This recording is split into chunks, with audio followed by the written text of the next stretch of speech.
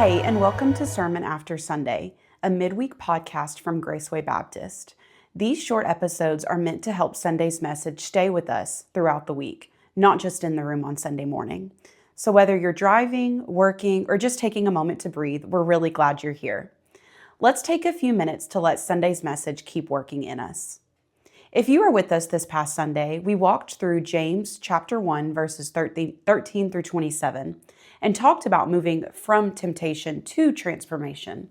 And if you weren't there, I want to give you a quick encouragement that still meets you right where you are today. Here's the big truth we centered on. Building a faith that lasts doesn't mean to just resist temptation in our lives. A life that is built to last results in a real life transformation. Temptation is something every one of us faces. It doesn't matter how long you've been following Christ or how spiritually mature you are, we are all getting pulled in different directions. Peter mentioned on Sunday that we are exposed to thousands of advertisements every day. Now, not every ad is a temptation, but it is a reminder that there are constantly things competing for our attention, our desire, and our affection. But here's what James helps us understand. Temptation isn't sent by God, but it does reveal what's happening inside us. Temptation doesn't begin out there, it begins in here, in our desires. And here's the hard but honest truth. What we excuse on the inside eventually shows up on the outside. Let me give you a simple picture. Have you ever noticed how a small crack in a windshield doesn't stay small? Well, if you haven't noticed, you can just go look at my car in the parking lot. It is the red Chevy Equinox.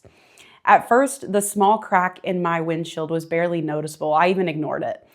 But over time, especially with pressure, heat, and the cold, that little crack spread until now my whole windshield is compromised and cracked. Unchecked desire works the same way. What seems small, manageable, or private doesn't stay that way forever. Transformation actually begins the moment we're honest enough to name what's pulling at our hearts. Let me ask you, what's pulling at your heart today? What's trying to position itself in your life so that it gets authority? But here's the good news that James gives us. God isn't trying to trap us. God is actually the giver of every good and perfect gift. In other words, temptation lies to us about what will bring us satisfaction, but God tells us the truth about where true satisfaction comes from.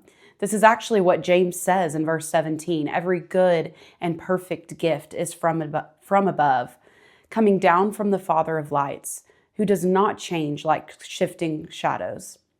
On a hot day when the sun is beating down, shadows can be nice, but eventually you'll have to move to stay underneath that shadow. God is not that way. I find it so comforting that God's character does not change. So here's the question I want to carry with you today. What desire have I been excusing instead of honestly bringing before God? Not what someone else is struggling with, not what used to be an issue years ago. Right now, today, what's quietly pulling at your heart? We know what happens when we leave these temptations unchecked. They eventually take over. Here's your one simple application for today. Take a few minutes, honestly, before God in prayer and name that temptation that keeps drawing you away from the Lord. This is called confession. We should all make it part of our daily time in prayer to confess to Him the sin that we have allowed in our lives. No excuses, no pretending, just an honest conversation, a confession between you and God. Because temptation grows in secrecy, but transformation begins with honesty. I love the quote that Peter said on Sunday. He said, living out the Christian life is not about being perfect. It's about being practiced. A faith built to last isn't a faith that never faces temptation.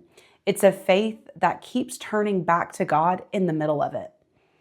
Thank you for spending a few minutes reconnecting with the message today. As you go throughout the rest of the day, don't ignore what's pulling at your heart. Bring it to God, who actually gives what is good. See you later.